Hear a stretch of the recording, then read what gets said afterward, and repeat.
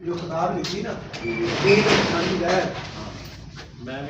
ہاں تین انسانی زہر لکھی، تو یہ کتاب نایاب کتب ہے۔ اس میں تین انسانی زہروں کا صابر صاحب نے جو تھانوی پہلے سے مسودہ تھا، پھر اس پہ تحقیق ہوئی۔ ملک خیرالدین ڈوگر صاحب نے تجربات کیے، صابر صاحب نے ان کو بتایا کہ یہ تجربات کرو۔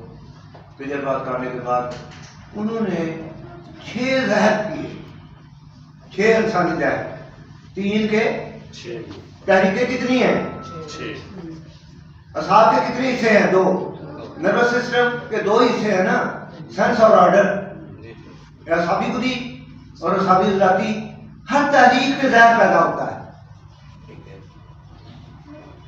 چلو میں بولتا ہوں، آپ اگر جٹلائیں تو بہت مہربانی ہوگی آپ کی، لیکن یہ بزرگوں کی بات ہے، انہوں نے ہمیں جو بتایا، جو ہمیں پڑھایا گیا، جو سمجھایا گیا، اس کی بات کر رہا ہوں، اپنے پاس سے نہیں کر رہا ہوں۔ اعصابی گدی زہر کون سا ہے؟ لیپرسی پوائزن کبھی سنا ہے آپ نے؟ کوڑ سنا ہے کبھی؟ جذامی زہر سنا ہے کبھی؟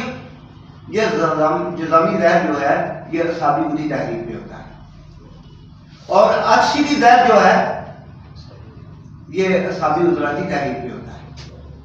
اسی طرح عضلاتی تحریکیں 2 ہیں، صلاح کی 2 تحریکیں ہیں، ایک میں تب دیکھ ہوتا ہے اور دوسرے میں بواسیر ہوتی ہے۔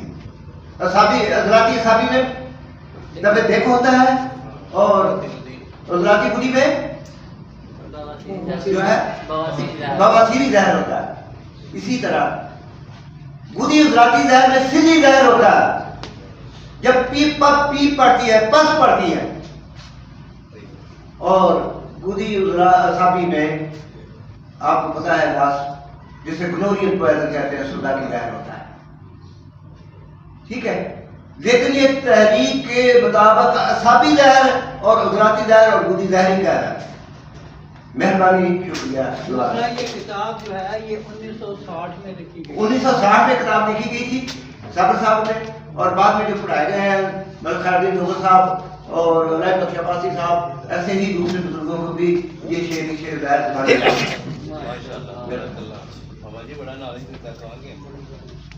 کتوں ڈالے گئے۔ آؤ، میں زیادہ وقت نہیں لوانا۔